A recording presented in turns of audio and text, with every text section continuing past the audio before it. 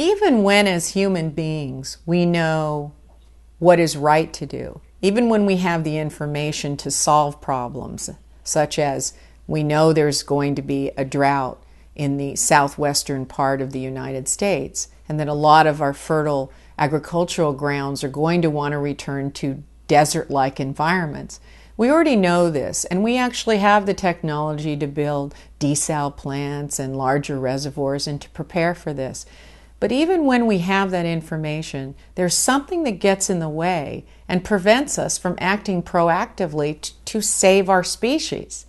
And a lot of people feel very frustrated with that. I know that the green movement right now feels very frustrated. We seem to have the technology and the rational thinking that's needed to completely go off of coal and other fossil fuels, but we don't seem to be making a lot of progress.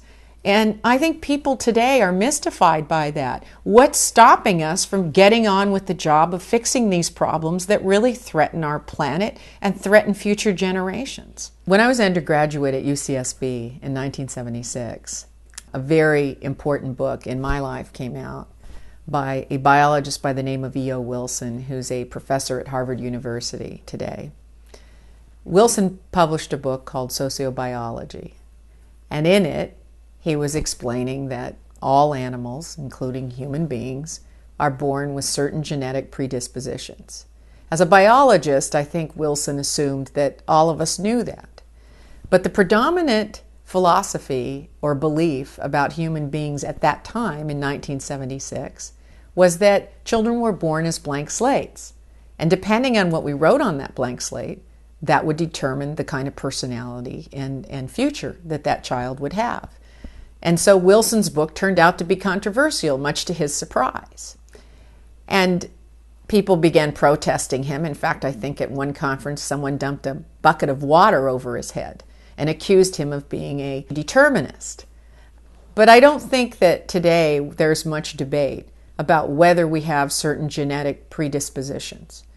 I think that what we have to do as a society is come face to face with the fact that many of the obstacles we face to change have to do with our hardwiring in biology and our genetic predisposition. We're predisposed to cheat, to hoard, we're predisposed for greed, we're predisposed to lie when it's convenient to us.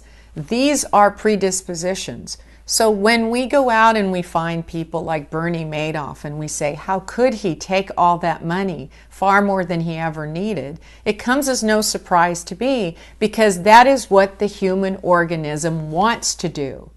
Now, the interesting thing about us and our nearest relative, the chimpanzee, is we only have about a 1.7% difference in actual genetic material from that chimpanzee. But it's not the quantity of the 1.7%, it's the quality. And the quality has a lot to do with the prefrontal cortex.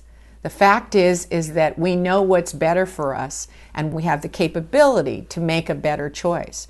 Whether we will or not cannot be determined. That's why I'm not a determinist. I'm not a determinist because we have the ability to know what that better choice is. We just don't know if we'll do it or not.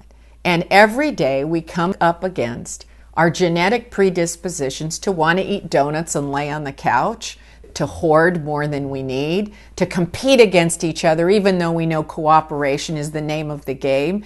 We are a violent, aggressive, warring species. And so is there any doubt that there would always be conflict in marriages, between parents and children, between neighbors, and between warring religious factions in the Middle East? This should come as no surprise to us if we would just look at our biology and our predispositions. We would understand why we behave this way.